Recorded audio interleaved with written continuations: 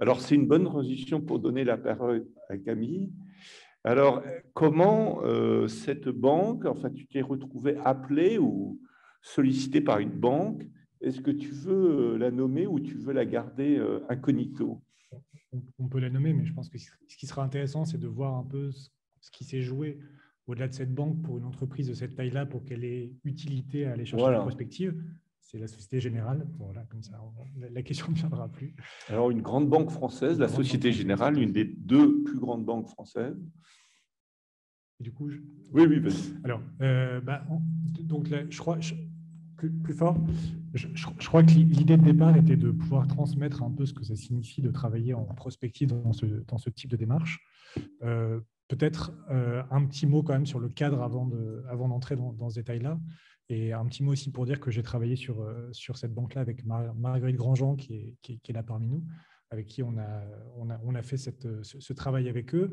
La première question qui me semble intéressante à poser, c'est pourquoi finalement ce genre d'acteur aujourd'hui peut avoir intérêt à travailler la prospective sous cet angle-là. On sait finalement que aujourd'hui, la dictature du court terme, sans enfoncer de portes ouvertes, est présente un peu partout, et notamment pour des grands acteurs au capital qui est coté en bourse, comme celui-là.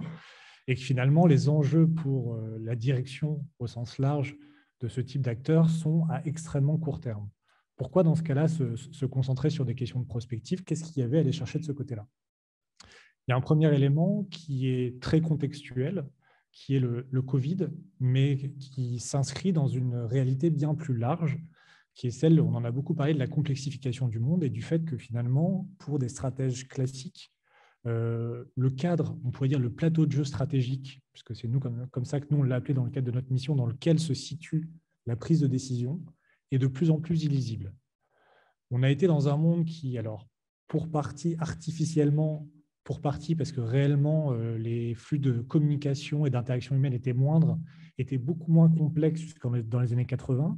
Quelque part, s'il y a eu de la planification, notamment stratégique, à la fois au niveau des États et des institutions et au niveau des acteurs économiques à ce moment-là, c'est parce que d'une certaine manière, on pouvait réussir à simplifier de manière à peu près correcte la complexité du monde et à agir avec une forme de maîtrise, même si tout n'a pas marché, Michel en parlait un peu plus tôt, à agir avec une forme de maîtrise dans le cadre stratégique qui était offert. Plus le temps passe, plus on se rend compte que finalement, les événements imprévisibles, la complexité augmente, et les acteurs se retrouvent aujourd'hui un peu perdus face au contexte dans lequel ils se retrouvent à opérer, dans l'incapacité même de se forger des convictions sur ce qu'il faudrait faire à court et moyen terme. Et finalement, la Covid et la crise qui en a résulté a vraiment mis de manière extrêmement douloureuse le doigt là-dessus, avec comme première question simple qui se posait pour la banque en question, mais que va-t-il se passer à la sortie du Covid? Quels sont les scénarios de sortie et qu'est-ce que ça peut vouloir dire? Et le point d'entrée était finalement celui-là. Donc c'était de la prospective, on parlait de temporalité, de la prospective à très court terme finalement, mais qui avait un degré d'incertitude suffisant pour qu'il soit déjà intéressant de travailler sur des logiques de scénario. Quand en avril 2020, on discute, finalement, la sortie de la Covid, on ne sait pas exactement quand est-ce que ça aura lieu. A priori, ça n'aura pas lieu à horizon 50 ans. Pour autant, déjà, on est dans un degré d'incertitude majeur pour un acteur économique. Et la question, c'est finalement, quels sont les différents scénarios de sortie potentiels et quels sont les risques et les opportunités pour nous dans chacun de ces scénarios-là. Donc ça, c'est un peu le point d'entrée. Pourquoi travailler là-dessus? Parce qu'en fait, l'incertitude et la complexité dans laquelle on doit décider de notre avenir stratégique explose et que les acteurs sont incapables, parce que pas outillés, d'être capables d'aborder cette question-là. Et finalement, au travers de ça, au travers de ce petit exemple, finalement, de cette cristallisation exponentielle ou, on va dire, dégrossissante qu'a été la Covid, on a la question beaucoup plus large qui se pose pour les acteurs économiques, qui est comment appréhender mon environnement stratégique dans un monde dans lequel je ne sais pas ce qui va se passer demain. Classiquement, les départements stratégiques avaient des approches typiquement dans le monde bancaire. Dans un cas de croissance forte, dans un cas de croissance faible, dans un cas de croissance moyenne, comment est-ce qu'on envisage l'évolution de notre activité? Aujourd'hui, ça devient dans un cas de pandémie, dans un cas d'élection avec un personnage farfelu qui arrive au pouvoir, dans un cas de peut dire crise à l'échelle européenne, de Brexit, de Frexit, qu'est-ce qui se passe? On voit que finalement, la carte des possibles, s'est complexifié de manière incroyable, de telle façon qu'il devient impossible, avec des méthodes stratégiques classiques, on pourrait dire d'un monde probabiliste, de traiter des cas de figure stratégiques d'un monde incertain. Et du coup, c'est dans ce cadre-là que ces acteurs-là ont intérêt à travailler sur des logiques plus prospectives, non pas qu'ils aient forcément des décisions toujours très long terme à prendre, mais qu'ils ont même du mal à s'entendre sur les décisions qu'ils ont à prendre aujourd'hui. Et du coup, qu'est-ce qu'on a fait là-dedans?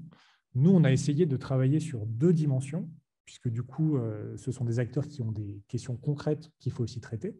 C'est quelles décisions stratégiques on prend aujourd'hui. Donc, il y a un peu une dimension opératoire à avoir, c'est comment est-ce qu'on aide avec des outils de prospective stratégique qui intègrent la complexité à prendre des décisions. Comment est-ce qu'on fait des scénarios qui, en fait, vont donner une espèce de représentation d'un champ des possibles à partir duquel on va se demander, tiens, là-dedans, qu'est-ce qui me plaît, qu'est-ce qui ne me plaît pas, qu'est-ce qui est probable, qu'est-ce qui ne l'est pas. Et donc, en ayant tout ça en tête, comment est-ce que je vais agir dans le présent? Ça, c'est la première dimension qu'on pourrait dire opératoire, assez classique finalement stratégiquement. Mais en parallèle, avec Marguerite, ce qu'on a fait, c'est qu'on a travaillé sur une deuxième dimension qui est davantage une dimension culturelle, de dire, mais finalement, comment est-ce qu'on apprend à penser différemment le futur, le présent, l'action, ce qui rejoint un peu ce dont parlait Karine tout à l'heure, quand elle parlait d'agir dans la complexité. Finalement, comment est-ce qu'on apprend différemment à interlacer des aspects de réflexion, d'action? Comment est-ce que j'agis en réfléchissant? Je crée une carte qui va être mouvante à partir de laquelle je prends des décisions et je la mets à jour en permanence. Et ça, l'air de rien, ça peut paraître simple dit comme ça, mais ça nécessite un changement fondamental de grille de lecture de l'action.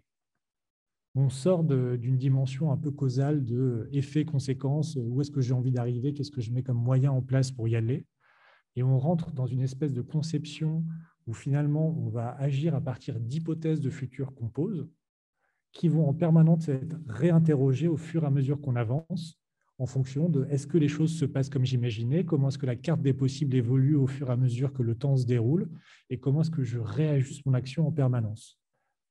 On est dans une espèce d'agilité stratégique permanente, avec des logiques itératives où on revient en permanence sur la grille du monde qu'on s'est donné pour se dire est-ce qu'il y a des choses à changer, est-ce qu'il y a des choses à repenser.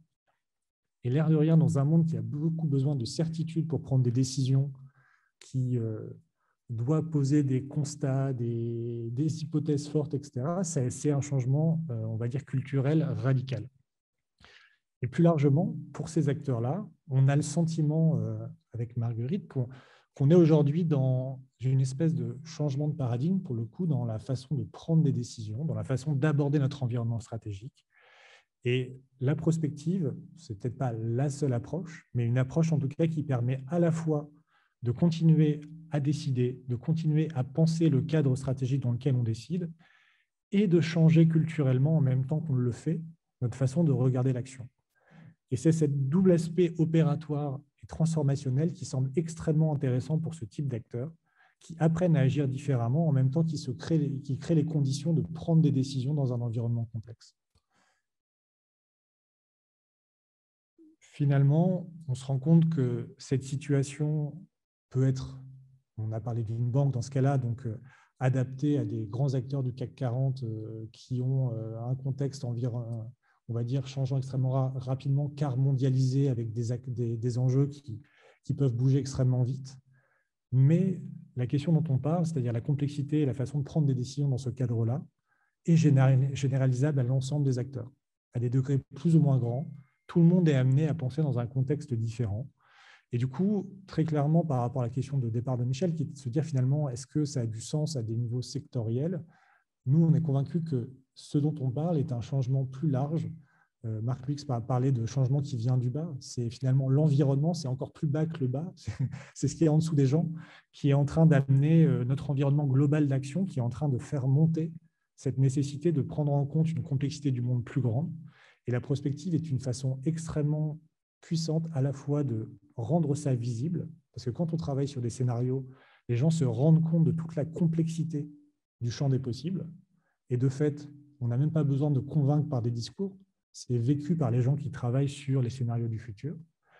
Et en même temps, ça permet de prendre des décisions dans le présent, parce qu'en faisant ce travail-là de prise de conscience de la complexité, on se donne aussi, quand on le fait de manière collective, une vision partagée du contexte dans lequel on va décider. Et derrière, on peut à la fois s'appuyer sur cette vision un peu rationnellement construite et sur son intuition, sur son ressenti par rapport à tout ça, pour échanger et décider de la façon dont ça nous semble le plus pertinent d'avancer dans ce contexte-là. Voilà pour moi.